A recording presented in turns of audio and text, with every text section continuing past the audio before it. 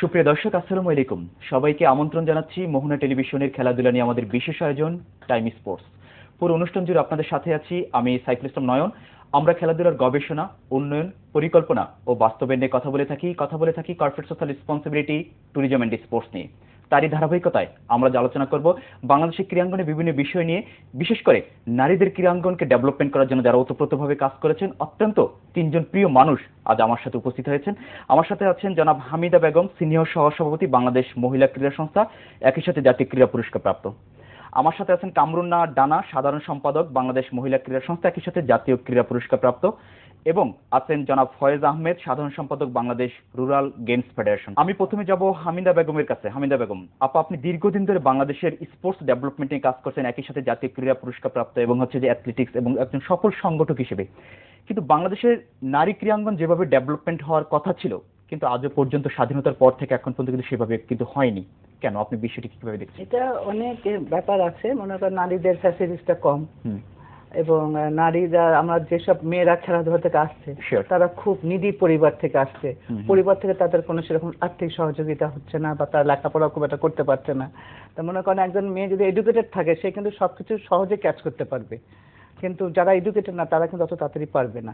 আর তারপর সবচেয়ে বড় কথা আমাদের হলো যে গরিব ঘরের মেয়েরা এখন ম্যাক্সিমাম খেলাধুলায় আসছে, এবং বিভিন্ন ফেডারেশন দেখা যায়, এটা যদি আমার বলা ঠিক হবে না, যে মেয়েদের ব্যাপারে একটু উদাসীনতা কম থাকেন বেশি। ছেলেদেরকে যে হারে সুযোগ সুবিধা দেন মেয়েদের সেই হারে সুযোগ সুবিধা পান না। হয়তো মনে করেন একটা টিম বাইরে যাবে, সেখানে হয়তো মেয়েদেরও গেম আছে, কিন্তু সেখানে দেখা গেলো মেয়েদের টিমের ব্যাপারে তার আগ্রহ না, ছেলেদের ব্যাপারে বেশি আগ্রহ। সুতরাং মেয়েরা জন্য ইন্টারেস্টটা পায় না বেশি যে এগিয়ে আসবে খেলাধুলায়। তা ভাবে যে আমরা তো নিবো না, ভালো খেললেও আমাদেরকে তো নিবে না। তার মানে আপনি বলছেন যে ফ্যামিলি থেকে সাপোর্টটাকে আরো বেশি ভূমিকা পালন করা দরকার, ফ্যামিলি থেকে আর কি? না, অবশ্যই এটা তো দরকারই। তো ফ্যামিলি থেকে আছে এই কারণে যে ওরা কিছু আর্ন করে। এখন তো একটু কমার্শিয়াল হয়ে গেছে খেলাধুলাটা, যে হয়তো কিছু পয়সা পাবে, দেখে বাবা মারা দেয়, যে ওই পয়সাটা অনেকেরই আছে, সবার কথা বলছি না, অনেকে আছে যে মেয়েদের ওই আর্নিংটা নিয়ে সংসার চালাতে হয়। আচ্ছা আচ্ছা আচ্ছা। তো আপনি যেটার সাথে যোগ করতে চাচ্ছেন যে পেশাদারিত্ব, যদি পেশাদারিত্ব আরো বেশি এখানে আসে তাহলে হচ্ছে যে ফ্যামিলি থেকে আরো সাপোর্ট একটু বেশি দেবে। পাবে, হ্যাঁ হ্যাঁ, পেশাদারিত্ব। আমি এটা নিয়ে কথা বলবো। আমি একটু কামরুন্না ডানা আপার কাছে যাচ্ছি। ডানা আপা, দীর্ঘদিন ধরে বাংলাদেশের ক্রীড়াঙ্গন মানে হচ্ছে ডানা, ঠিক আছে, মহিলা ক্রীড়াঙ্গন যে কাজ করছেন, এবং বাংলাদেশের ক্রীড়াঙ্গনকে, মহিলা ক্রীড়াঙ্গনকে ডেভেলপমেন্ট করার জন্য অনেক কাজ করেছেন, কিন্তু সেভাবে কিন্তু আমরা কিন্তু ডেভেলপমেন্ট কিন্তু ওইভাবে কিন্তু লক্ষ্য করছি না। এখানে ইনফ্রাস্ট্রাকচার অনেক সমস্যা থাকতে পারে, আপনি যদি আমাদেরকে বিষয়টা একটু খুলে বলেন।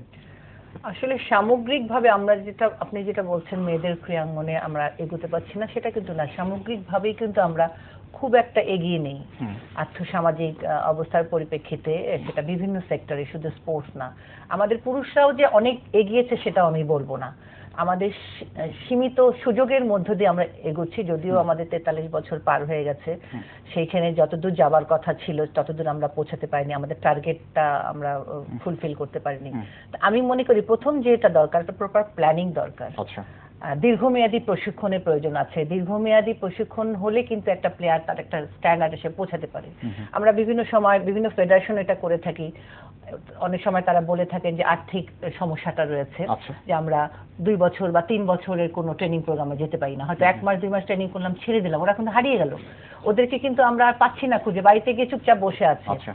আমাদের সময় আমরা যেটা দেখেছি 70 দশক 80 দশক পর্যন্ত, এবং আমাদের আগে ওনারা খেলেছে 60 দশক, তার আগে যারা খেলেছেন 50 দশক, তখন কিন্তু মেয়েরা আসতো মধ্যবিত্ত অথবা উচ্চ মধ্যবিত্ত পরিবার থেকে। তাদের পরিবার তাদেরকে সাপোর্ট দিয়েছে, ফিনান্সিয়াল সাপোর্টটা। আমাদের পরিবার কিন্তু কখনো আশা করেনি যে আমরা আর্ন করব, সেটা আমার পরিবারকে সাপোর্ট দেব, কিন্তু নিডটা কিন্তু আমাদের ছিল না। এবং আমরা যারা এখন, হামিদা আপা খেলেছেন, আমি খেলেছি, এবং আমাদের আরো যারা জাতীয় চ্যাম্পিয়ন বা ন্যাশনাল প্লেয়ার ছিলেন, তাদের সন্তানদের কিন্তু আমরা দিতে পারিনি। এটা অনেক কারণ আছে। এটা আমি বলতে চাই যে আমাদের যে ভবিষ্যৎ নিশ্চয়তা খেলোয়াড়দের, সেটা আমরা দিতে পারিনি। যেটা আমাদের পার্শ্ববর্তী দেশ ইন্ডিয়াতেও আছে, যে তাদের রেলওয়ে প্রচুর খেলোয়াড়দেরকে চাকরি দিচ্ছে, তাদের এয়ারলাইন্স গুলো, টাটা, বিরলা, আমাদের এখানে ছিল। আমরা পেয়েছিলাম, বিমানকে পেয়েছিলাম খুব ভালোভাবে। আমি নিজে বিমানে খেলেছি 79 সাল থেকে 82 সাল পর্যন্ত। বিমান তখন প্লেয়ারদেরকে চাকরি দিত, দিত, কাস্টম প্লেয়ারদেরকে চাকরি দিত, আচ্ছা। বিডিএমসি বিটিএমসি প্লেয়ারদেরকে চাকরি দিত, তাদের কিছুই করতে হতো না, শুধু তারা খেলতো, সারা মাসে বেতন আনতো, পরবর্তীতে আনসার সাপোর্টে দিয়েছে।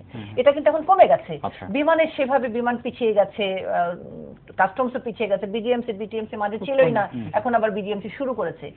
যখন ভবিষ্যৎ নিশ্চয়তা একটা মানুষ পাবে না, তখন কিন্তু কখনই স্পোর্টসে আসবে না। তাছাড়া এখন কিন্তু এই যে আমাদের এডুকেশনাল সিস্টেম, এটা কিন্তু অনেক টাফ। আমাদের সময় অনেক হালকা ছিল, এখন কিন্তু কম্পিটিশন অনেক বেশি, কারণ বাবা মারা অনেক সিরিয়াস। তারা যেমন সিরিয়াস, বাচ্চারা কিন্তু তার ক্যারিয়ার বিল্ড আপের ব্যাপারে সিরিয়াস, যে ভালো রেজাল্ট করতে না পারলে ভালো জায়গায় ভর্তি হতে পারবে না, ভালো জায়গায় ভর্তি পড়াশোনা করতে না পারলে ভালো একটা চাকরি পাবে না, আগামী দিনটা তার ভালো যাবে না। সেই কারণে যাদের সামর্থ্য আছে বাচ্চাদেরকে অনেক বেশি সাপোর্ট দেওয়ার খেলার জন্য, তারা কিন্তু তাদের বাচ্চারা কিন্তু খেলাধুলা অনাগ্রহী হয়ে গেছে ডিউ টু ভবিষ্যৎ নিশ্চয়তা নেই বলে। এবং যারা আসছে তারা কিন্তু ওই মানে যাদের ডিমান্ডটা বেশি, চাহিদাটা বেশি, মানে আমি বলতে চাচ্ছি যে নিজেদের সাপোর্ট দেওয়ার ক্ষমতাটা নাই, তাদের বাচ্চাদেরকে দিচ্ছে। আপা সেটা আরেকটু বিষয় আমি যোগ করতে চাচ্ছিলাম যে ছেলেদের ক্ষেত্রে যে ধরনের সুযোগ সুবিধা পাচ্ছে, মেয়েদের ক্ষেত্রে কিন্তু কোনো সংগঠন বা কোনোভাবে কিন্তু তারা কিন্তু সেই সুযোগ সুবিধাগুলো পাচ্ছে না। সুযোগ সুবিধা অবশ্যই মেয়েদের ব্যাপারে আমরা যাদের সাথে কাজ করছি আমাদের ভাইদেরই উদার হতে হবে। হ্যাঁ, আমি ক্রিকেটের বেলায় বলি, ক্রিকেট অনেক রিচ ফেডারেশন, বর্তমানে এমন একটা অবস্থানে চলে গেছে যে ওদেরকে আর সরকারের প্রতি অত মুখা। এবং আমি আরেকটু আপনার সাথে যোগ করতে চাচ্ছি যে ক্রিকেট বোর্ডে এমন একটা চিন্তা ভাবনা মানে অনেকে করেছে যে ক্রিকেট বোর্ডই প্রত্যেকটা ফেডারেশনকে সহযোগিতা করতে পারবে, তাদের যে রিচ, তাদের ফান্ড, যেটা দরকার নেই, যার যার ফেডারেশন তারই করা উচিত। এটা আমি বলবো না যে ক্রিকেট করা উচিত, তাদের ক্রিকেটের জন্যই করুক। কিন্তু ক্রিকেটে 2006 সালে আমাদের আসলে মহিলা ক্রিকেটটা 82 সালের দিকে একটা এক্সিবিশন ম্যাচ খেলতে আমাদের সিনিয়র যারা ছিলেন তারা অর্গানাইজ করে কলকাতা নিয়ে গিয়েছিল। তখন তারপরে তো দীর্ঘ বিরতি, এবং 96 থেকে 2001 পর্যন্ত বাংলাদেশ মহিলা ক্রীড়া সংস্থা কিন্তু রেগুলার ক্রিকেট ট্রেনিং করেছে আমাদের প্রখ্যাত ক্রিকেট প্রশিক্ষক আলতাফ ভাইয়ের মাধ্যমে। আমরা অনেক প্লেয়ারদের তখন তৈরি করতে পেরেছিলাম। তারপরে আবার গ্যাপ পড়ে গেছে, কিন্তু ইন্টারন্যাশনাল প্রেসারে যেটা ফুটবলে হয়েছে আপনারা জানেন যে ফিফা এফসির একটা প্রেসার ছিল যে আমাদের এই আন্ডার ডেভেলপ কান্ট্রিগুলো এবং মুসলিম কান্ট্রিগুলোকে ফুটবল করতে হবে। সেই জন্য এই আমাদের এই সাবকন্টিনেন্ট অথবা এই আরব কান্ট্রিগুলো, এদেরকে আমাদের ওয়ার্ল্ড চ্যাম্পিয়ন হওয়ার দরকার নেই, কিন্তু মেয়েরা পার্টিসিপেট করবে। তো সেই প্রেসারে কিন্তু ফিফা এফসির প্রেসারে বাংলাদেশে আমরা সৌভাগ্যবান যে প্রথম অবস্থায় আমি তখন সেক্রেটারি দায়িত্ব পেয়েছিলাম, আপা মেম্বার ছিলাম। দায়িত্ব এবং কর্তব্য নিয়ে, ফিফার দায়িত্ব কর্তব্য নিয়ে আপনার সাথে আমি আরেকটু কথা বলবো। তার আগে আমি একটু ফয়েজ আহমেদের কাছে যাচ্ছি। ফয়েজ আহমেদ, আপনি দীর্ঘদিন ধরে বাংলাদেশের নতুন একটি ফেডারেশন, যে সেখানে হচ্ছে রুরাল গেমস ফেডারেশন নামে আপনারা একটা সংগঠন করেছেন, ফেডারেশন করেছেন, সেখানে হচ্ছে যে মাননীয় প্রধানমন্ত্রীও কিন্তু চাচ্ছে যে যেগুলো গ্রামীণ খেলাগুলো হারিয়ে যাচ্ছে সেগুলোকে ধরে রাখার জন্য, তো আপনি সেটা নিয়ে কাজ করছেন, আসলে আমাদেরকে একটু বলেন। আমি ইতিমধ্যে মোহনা টিভিকে এই ধরনের একটা আলোচনা অংশগ্রহণ করার জন্য, বিশেষ করে আলোচনা করার জন্য যে রুরাল গেমস নিয়ে আলোচনা হচ্ছে, এই জন্য আমি ধন্যবাদ জানাচ্ছি। বিশেষ করে বাংলাদেশে অনেক দেশজ খেলা আছে, আমরা তো আপনারা যে খেলাগুলো করছেন সেগুলো সম্পূর্ণ বলা যায় বিভিন্ন ফেডারেশন যেগুলো আমাদের দেশের বাইরের খেলা, ফুটবল বলেন, হ্যান্ডবল বলেন, ভলিবল বলেন, ক্রিকেট বলেন, সবই বাইরের। আমরা যে চিন্তাটা করতেছিলাম, আমাদের দেশের যে কিছু ঐতিহ্য আছে, খেলাধুলা আছে, সেইগুলো আমরা কখনোই চিন্তা করি নেই, গবেষণা করে নেই। এই খেলাগুলা আমরা যদি অর্গানাইজ করতে পারি, ওদেরকে যদি আমরা বিশেষ করে আমাদের যে রাইজিং এইজ প্রাইমারি লেভেলে বা হাই স্কুল লেভেলের ছাত্রছাত্রীদেরকে যদি আমরা ক্রীড়ামুখী করতে পারি, তাহলে তাদের কি হবে, তাদের যে খেলাধুলার প্রতি আগ্রহ হবে, স্বাস্থ্যসম্মত হবে, প্লাস তাদের আর্থসামাজিক যে অবস্থা। আপনারা কয়টা ইভেন্টকে নিয়ে আপনারা আগাচ্ছেন, যে কয়টা গ্রামীণ খেলাকে সাধারণত? 22টা খেলাকে নিয়ে এগোচ্ছে। 22টা খেলা, তার মধ্যে গোল্লা শুট, হাডুডু, দাঁড়িয়া বাঁধা, কানামাছি, বৌচি, তারপরে এই ধরনের 22টা খেলাকে নিয়ে আপনারা মানে আগাচ্ছেন আগে। এবং মাননীয় প্রধানমন্ত্রী কিন্তু আমরা দেখেছি গত বছর বলেছে এগুলোকে আপনার গ্রামীণ খেলাগুলো যাতে হারিয়ে না যায়, এগুলোকে ধরে রাখার জন্য। তো এক্ষেত্রে সরকারের কাছ থেকে কি আপনারা কোনো সহযোগিতা পাচ্ছেন? আমরা ফেডারেশন করেছি, মূলত সরকারের আসে না, আমরা করেছি, আমরা যারা ক্রীড়ামোদী ছিলাম, যারা উদ্যোগী ছিলেন, যেমন আমাদের সভাপতি হলেন ফজিলাতুন্নেসা বাপ্পি এমপি, মাননীয় এমপি, বর্তমানে এমপি। তিনি তার উৎসাহ উদ্দীপনা এবং আমরা যারা কয়েকজন ছিলাম তারা সবাই মিলে আমরা এই ফেডারেশন করেছি এই উদ্দেশ্যে যে আমাদের বিভিন্ন এলাকায় ছড়িয়ে ছিটিয়ে থাকা বিভিন্ন দেশজ খেলাগুলিকে একত্র করে এবং অর্গানাইজ করে, যেমন অঞ্চল ভিত্তিক বিভিন্ন খেলা বিভিন্ন রকমের খেলে থাকে, তাকে আমরা অর্গানাইজ করে একটা ইয়েতে আনা, কি বলে, স্ট্রাকচারে দাঁড় করানো। এবং এর মধ্যে আমাদের একটা চিন্তা আছে যে একটা দুইটা খেলাকে অন্তত আন্তর্জাতিক পর্যায়ে নেওয়া। আমি আপনার সাথে কথা বলবো, আমি একটু হামিদা বেগমের কাছে যাচ্ছি, জনাব হামিদা বেগম। যেটা হচ্ছে যে বাংলাদেশের কিন্তু এখন কিন্তু সফল সংগঠকের কিন্তু অনেক বড় অভাব কিন্তু আমরা দেখেছি, এবং যারা এখনো আছে মহিলা ক্রীড়া সংস্থা যারা কাজ করছে অনেকে আছে রাজনৈতিক সাপোর্ট নিয়ে এবং হচ্ছে বিভিন্নভাবে অদক্ষ লোকেরা এসে কিন্তু ক্রীড়াঙ্গন কিন্তু দখল করে রেখেছে। কিন্তু আপনি বিষয়টিকে কিভাবে দেখছেন? আমরা সাপোর্ট করি না, কিন্তু অনেক সময় দেশের রাজনৈতিক পরিস্থিতি করতে হয়।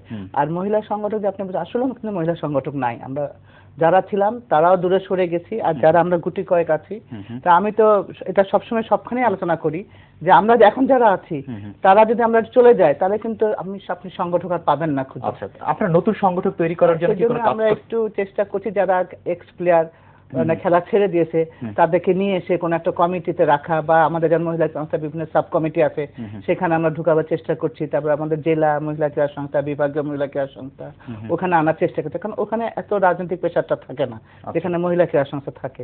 তো সেই কারণে আমরা পুরাতন খেলোয়াড় দেখে নিয়ে আসছি। এবং দীর্ঘমেয়াদী কিন্তু তাদেরকে যদি নার্সিং না করা হয় তাহলে কিন্তু তারা কিন্তু হারিয়ে যাবে। কিন্তু দীর্ঘমেয়াদী নার্সিং এর ব্যাপার আছে। যেটা দানা বললো, আমাদের আর্থিক সমস্যাটা সমস্ত ফেডারেশনে একই সমস্যা। তা আমার মনে হয় কিছু যদি স্পন্সররা তাদের দায়িত্ব নেন, যাদের মধ্যে ন্যাক আছে, যে আমার না এই ছেলেগুলোকে আমি 4-5টা নিয়ে আমি সারা বছর তার লেখাপড়া বা তার ফ্যামিলি যদি আমি এই করতে পারি, আমাদের তো এরকম আছে। কিন্তু মানে আপনি মনে বলছেন যে পৃষ্ঠপোষকতা যারা করছে তারা একটু সহযোগিতার হাত বাড়িয়ে দেয়, এরকম করে 4-5 জন মনে হয় ডানা আপু একটু যোগ করতে চাচ্ছে। আমাদের দেশে আমরা দেখি নরমালি টুর্নামেন্টের ব্যাপারে যারা স্পন্সর করে, এখন অনেকেই স্পন্সর করছে, তারা হেল্প করছে স্পোর্টসে, কিন্তু টুর্নামেন্টের ব্যাপারে তারা খুব আগ্রহী। যখন আমরা তাদের কাছে প্রপোজ করি যে একটা ট্রেনিং প্রোগ্রাম করব, তখন কিন্তু তারা আগ্রহটা দেখান না। আমি মনে করি স্পন্সরদের প্রতি মানে আমি আহ্বান জানাই যে ওনারা যদি বিভিন্ন ফেডারেশন যে প্রোগ্রামগুলো করছেন সেখানে অ্যাটলিস্ট যতটুকু তার ফান্ড আছে ওই খেলার জন্য 50% যেন প্রশিক্ষণের কাজে তারা সহযোগিতা করতে পারেন। তাহলে আমাদের সরকারের তো অনেক সীমাবদ্ধতা আছে, সরকারের একার পক্ষে সম্ভব না। বেসরকারি প্রতিষ্ঠানগুলো যদি স্পোর্টসের জন্য তারা একটু এগিয়ে আসে তাহলে আমাদের স্পোর্টস একটু অবশ্যই আগাবে। আরেকটা এখানে আমি একটু কথা বলতে চাই যে আমাদের আইওসিতে ইন্টারন্যাশনাল অলিম্পিক কমিটি কিন্তু সবসময় তারা বলে আসছে 30% মেয়েদেরকে কাজ করার সুযোগ দিতে হবে। আমি আমার বাংলাদেশের ব্যাপারে বলবো না, অনেক উন্নত দেশেও কিন্তু এটা করা হয়। তো সেই জন্য আমাদের প্রথমে যে আমরা একটা পরিবার থেকে, যেমন পরিবারের বাবা বা ভাই বা স্বামীর কাছ থেকে যদি সহযোগিতা না পাই বাইরের কাজ করতে পারি না। কিন্তু হ্যাঁ, একটা মেয়ে যখন কাজ করে বাইরে তাকে কিন্তু অনেক কাজ শেষ করে সে কাজটা করতে হয়। তার নিজের যারা চাকরি করে তার চাকরি, তার অফিস, যে ব্যবসা করে তার নিজের অফিস, তার ছেলে মেয়েকে স্কুলে পৌঁছানো নিয়ে আসা, টিফিনটা পর্যন্ত দিয়ে দিতে হয়। আবার অফিস থেকে ফিরে এসে বাসায় কিন্তু রান্নার কাজটা করতে হয় আমাদের মেয়েদের। আমাদের সেইখানে কিন্তু আমরা ছেলেদের সহযোগিতা পাই না, অথচ ওই ভাইরা কিন্তু আবার বিদেশে গেলে সব কাজ করেন। আমাদের মানসিকতার পরিবর্তন করতে হবে, এবং আমরা যদি ছেলেদের, আমাদের ভাইদের, বাবাদের, স্বামীদের সহযোগিতা না পাই আমরা কিন্তু কাজ করতে পারবো না। তাদেরকে উদার হতে হবে যে আমরা যেহেতু মেয়েদের খেলা, মেয়েদেরকে এখানে ইনভলভ করলে কিন্তু বডিও লাভবান হবে, যে আমার অনেক প্লেয়ার বাড়বে, এবং তাদের লুক আপ একটা মেয়ের সাথে যেভাবে শেয়ার করতে পারবে বিভিন্ন প্রবলেম নিয়ে একটা ছেলের সাথে পারবে না। এবং বোর্ডের যে কনস্টিটিউশনটা আছে, আমাদের বলা হচ্ছে এখন যে কনস্টিটিউশন আছে, এই যে কনস্টিটিউশন নিয়ে এবং হচ্ছে যে বাইদের উদারতা নিয়ে আরো কথা শুনবো, কিন্তু তার একদম ছোট্ট একটা বিরতিতে যাব। সুপ্রিয় দর্শক, আমরা যাব ওরিয়েন্টাল ফুডের শোর জন্য ছোট্ট একটা বিরতিতে। থাকুন আমাদের সাথে, প্রাণবন্ত আলোচনায় খুব শীঘ্রই ফিরে আসবো।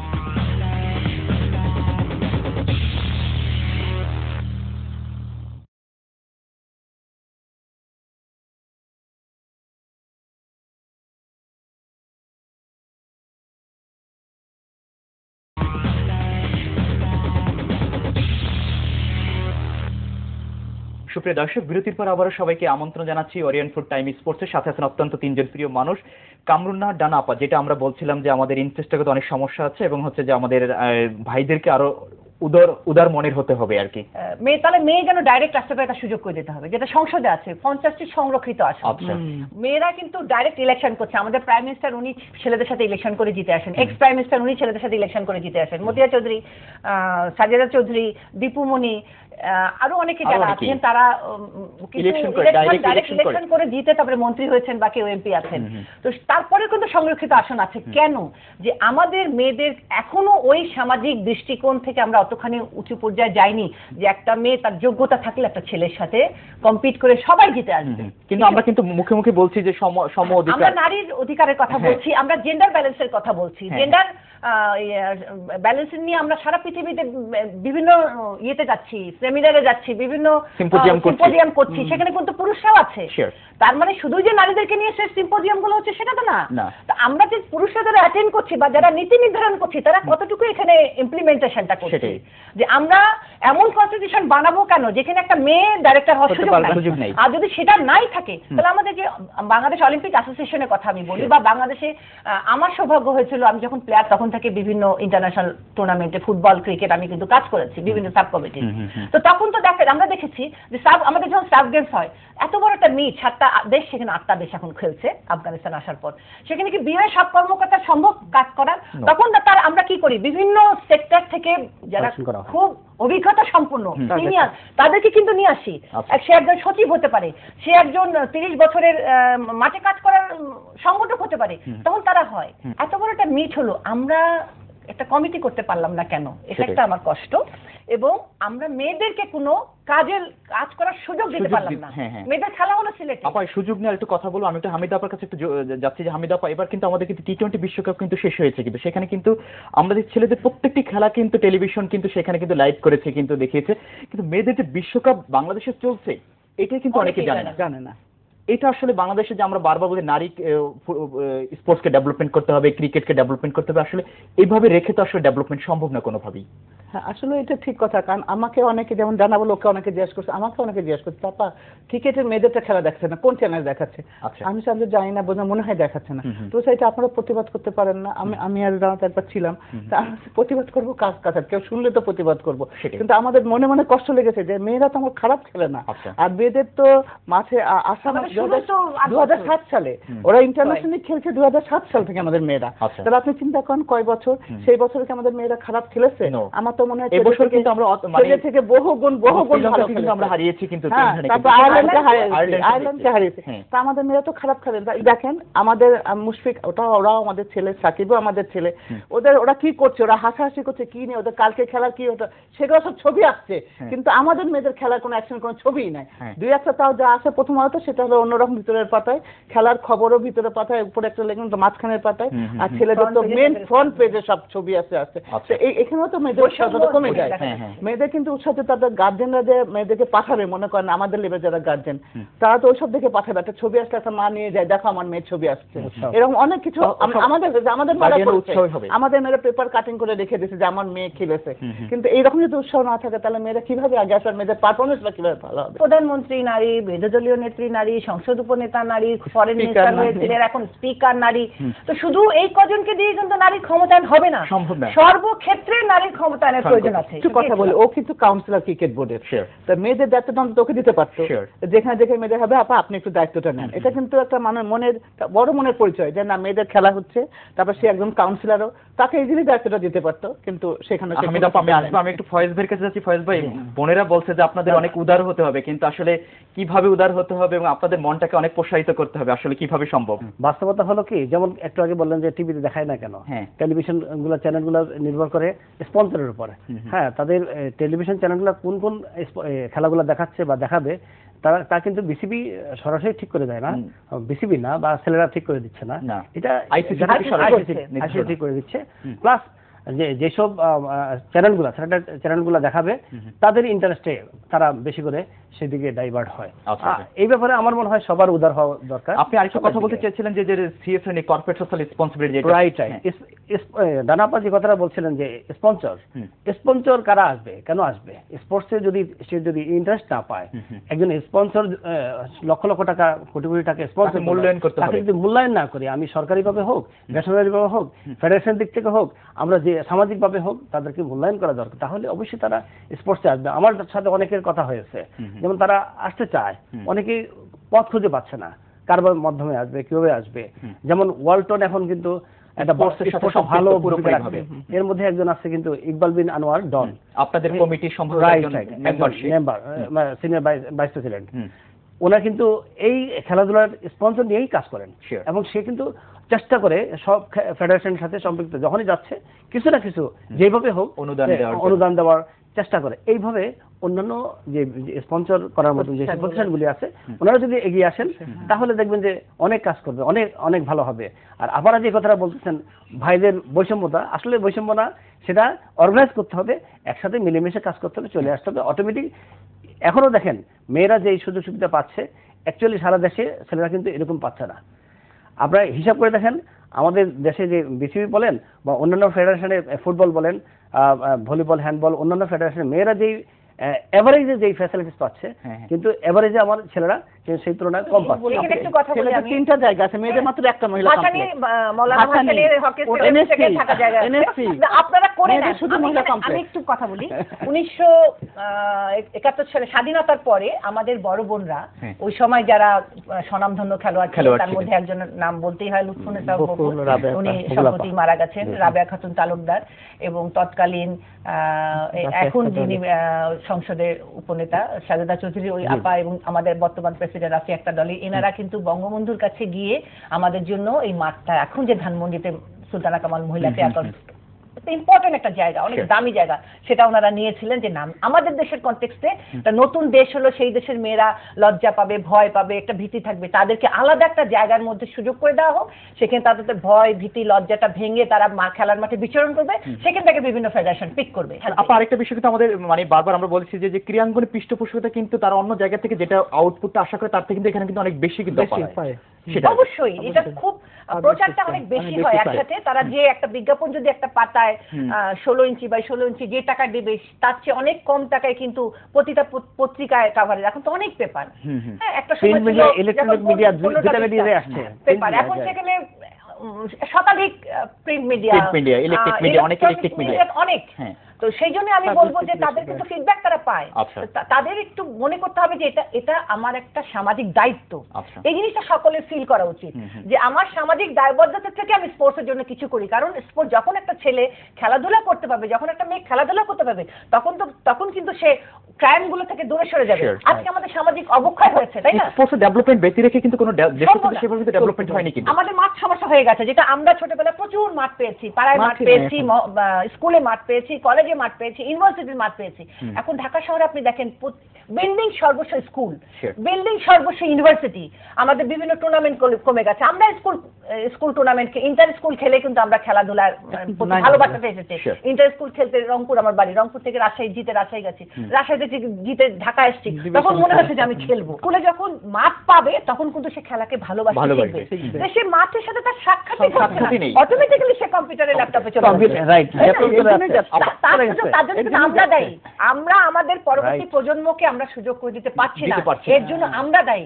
আমাদের চিন্তা করতে হবে, আমাদের সরকারকে চিন্তা করতে হবে, আমাদের নিজেদেরকে চিন্তা করতে হবে, যারা খেলাধুলাকে ভালোবাসে, আমাদের সমাজকে চিন্তা করতে হবে যে আগামী দিনে একটা সুন্দর সমাজ গড়ার জন্য আমাদের এই প্রজন্মকে খেলাধুলায় আনতেই হবে, নিয়ে আসতে হবে। কারণ ওরা যদি শারীরিকভাবে সুস্থ থাকে, সে যত মেধাবী ছাত্র হোক না কেন, সে যদি শারীরিকভাবে সুস্থ না থাকে, সে তার পরিবারকে কিছু দিতে পারবে না রিটার্ন, সে তার সমাজকে দিতে পারবে না, সে তার দেশকে দিতে পারবে না। সেই কারণে আমাদের বাচ্চারা যেন, আমাদের আগামী প্রজন্ম যেন দেশকে কিছু দিতে পারে, সেই জন্য তাকে শারীরিকভাবে সুস্থ রাখতে হবে। শারীরিকভাবে সুস্থ। তারপর আপনি সর্বশেষ আমাদেরকে যদি আশার বাণী শুনান বাংলাদেশের মহিলা ক্রীড়াঙ্গন নিয়ে, একটু যদি আশার বাণী শুনান যে আসলে আমরা আশা করি, অবশ্যই আশা থাকতে হবে, আশা ছাড়া তো মানুষ বাঁচতে পারে না। আমাদের আশা থাকতে হবে আমরা আগামী দিনে ভালো করব। প্রতিটি ফেডারেশনকে সিনসিয়ার হতে হবে এবং যোগ্য লোককে যোগ্য জায়গায় কাজ করার সুযোগ দিতে হবে, যেটা আমরা খুব কম করি। অবশ্যই যোগ্য লোককে যোগ্য। আপনি যদি একটু আমাদেরকে একটু, ওই যে আমারও সে খেলাধুলার কিছুই বুঝে না, তাকে টপ পজিশনে বসায় দিল, সে কিন্তু কিছুই করতে পারবে না। আর এখন যদি একটা যোগ্য লোককে বসান তাহলে সে তার চেষ্টা করবে। আপনার সবার সহযোগিতা দরকার। আমাদের এই যে রুট লেভেলের যে খেলাগুলা, এগুলো যদি আমরা সামগ্রিকভাবে একত্র করতে পারি, নিয়ে আসতে পারি, অর্গানাইজ করতে পারি, তাহলে আমাদের ছেলে সন্তানগুলি ছোট থেকেই বড় বড়, অর্থাৎ অল্প খরচের মধ্যে, এবং যেমন ফুটবল খেলা বলেন, ক্রিকেট বলেন, ব্যয়বহুল খেলা, কিন্তু আমরা গ্রামীণ খেলাগুলো ফিটনেসের জন্য, যেমন ফিটনেসের জন্য খুবই দরকার প্রত্যেকটা লোকের জন্য। আমরা আশা করছি যে গ্রামীণ খেলাধুলা এবং হারিয়ে যাবে না, সেগুলো সচল থাকবে অলওয়েজ, এবং মহিলা ক্রীড়াঙ্গনে অনেক সমস্যা আছে, সেগুলোর সমস্যা কাটিয়ে আমরা একটা ভালো অবস্থানে যেতে পারবো ইনশাআল্লাহ আশা করছি। জনাব কামরুন্না, ডানা এবং হামিদা বেগম, ফয়েজ আহমেদ, আপনাদের তিনজনকে অসংখ্য ধন্যবাদ আমাদেরকে সময় দেওয়ার জন্য। আপনাকে ধন্যবাদ, মোহনা টিভিকেও ধন্যবাদ আমাদের পক্ষ থেকে।